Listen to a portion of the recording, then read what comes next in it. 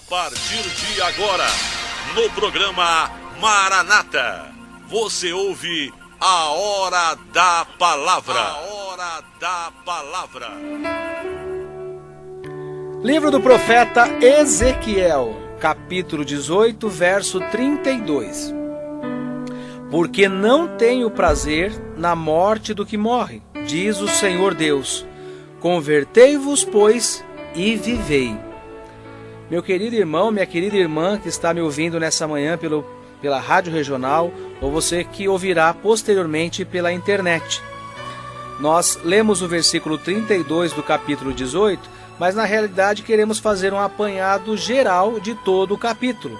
Nós não leremos porque ele é muito extenso, mas nós teremos aqui uma síntese, um resumo do que ele está oferecendo a nós para a nossa reflexão. Então no versículo, logo no começo do capítulo, ele começa assim: quem pensais vós, o que usais esta parábola sobre a terra de Israel, dizendo: os pais comeram uvas verdes, e os dentes dos filhos se embotoaram? Quando Ezequiel traz essa palavra, ele está falando da questão hereditária de pai para filho. E o grande questionamento que ele vai discorrer ao longo de todo o capítulo é justamente isso. Então ele vai falar assim: olha, se porventura um homem que faz aquilo que é certo aos olhos de Deus, que anda em retidão, que obedece os mandamentos, que respeita o seu próximo, que faz tudo isso, e de repente ele tiver um filho que é totalmente contrário, que é desviado dos caminhos do Senhor, o que haverá em relação a essa conduta diferenciada, mesmo sendo filhos? E aí ele vai dizer mais, quando ele vai dar continuidade, ele vai dizer: porventura, os pais que cometem pecados, que agem de maneira ímpia, os filhos trarão sobre si a maldição, aquilo que os pais fizeram como herança? E nessa explicação, o profeta deixa bem claro, quando a gente volta para aquela parábola que está logo no início do capítulo. Não é porque os pais pecaram, não é porque os pais, ele usa o termo, comeram uvas verdes, que os dentes dos filhos embotoarão. Isso significa que as uvas verdes, elas deixam uma nódoa nos dentes, elas deixam manchas que podem ser perceptíveis. Mas não é por conta de coisas erradas que os pais fazem que os filhos levarão sobre si toda essa carga, toda essa condenação, todo esse pecado. E quando a gente termina esse capítulo como um todo, a palavra de Deus diz assim: olha, o Senhor não tem prazer na morte. Pelo contrário, o Senhor quer que todos se convertam dos seus maus caminhos para que possa viver. Talvez haja um questionamento dizendo assim: mas todos irão morrer. Ninguém livrará da morte, ninguém escapará da morte, porque ela foi decretada para todos. Sejam pobres, sejam ricos, sejam jovens, sejam idosos, sejam eles brancos ou negros, sejam eles evangélicos, católicos, espíritas e ateus. A única certeza que todos nós temos acerca da vida é que um dia nós iremos morrer. Mas o que nós queremos destacar aqui não é o fim da nossa trajetória nesta terra, mas é o que separa o nosso nascimento da nossa morte. É o período o qual nós estamos vivos, o qual estamos experimentando as relações que diariamente são colocadas diante dos nossos olhos, situações as quais escolhemos qual o caminho que nós vamos seguir. E quando nós olhamos aquilo que nós somos um acúmulo de situações que vivemos. E a primeira manifestação que vai formar a nossa condição humana é aquilo que acontece dentro do seio familiar. São as relações que aprendemos de pai para filho, que são passadas de geração em geração.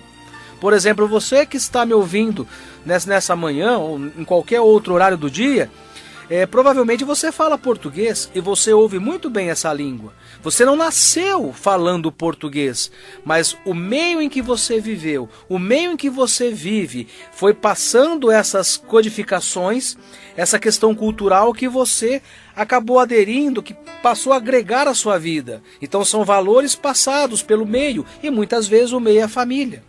Muitas vezes condutas que acontecem na família não quer dizer que os filhos irão pagar por isso. Por exemplo, Nós temos na nossa sociedade um mal terrível, que é as drogas, né? Que são as drogas, e principalmente uma que é lícita, que é legal, que é o alcoolismo. Nós temos muitas pessoas que vivem problemas crônicos nas famílias por conta dos chefes de família, do pai e da mãe serem alcoólatras. E muitas vezes as suas atitudes, em função dessa opção, desta escolha, traz consequências terríveis. Muitas vezes o pai, né, totalmente tomado pelo vício, acaba comete atos terríveis em casa. Agride a família, agride filhos, briga com as pessoas e muitas vezes até levando à morte, até entrando em conflitos que pode levar à morte de outras pessoas, motivada pelo vício. Não é porque um pai tem essa característica que o filho também o terá. Talvez o filho possa até receber as influências, mas não há essa condenação. Porque o Evangelho de Deus diz assim, que todos são novas criaturas em Cristo Jesus, e que aquilo que nos traz, muitas vezes o castigo, a questão hereditária que muitas vezes é colocada mediante uma ação contínua de pai para filho, pelo nome, pelo poder do sangue de Jesus, isso é quebrado. As pessoas têm a condição de ser libertas, e nada pode estar condenando aqueles que aceitam Jesus como seu único legítimo Salvador.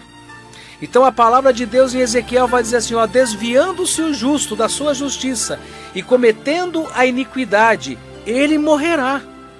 O que é desviar dos caminhos justos? É abandonar os ensinamentos de Deus, abandonar aquilo que é correto, que é reto e que é justo para fazer uma escolha que vai levar à morte. Então um justo desviando dos caminhos, ele morrerá. Porém, a esperança da palavra é colocada no versículo seguinte, que diz assim, mas, convertendo-se o ímpio da impiedade que cometeu, do pecado, e procedendo com retidão e justiça, conservará este a sua alma em vida. Esta é uma palavra poderosa. Porque se nós buscarmos no livro dos Salmos, existe um versículo maravilhoso que diz assim, que as misericórdias do Senhor se renovam a cada manhã. E pela longanimidade e bondade de Deus nós podemos ir além. Podemos dizer assim que nesse minuto, nesse segundo, as misericórdias do Senhor estão se renovando.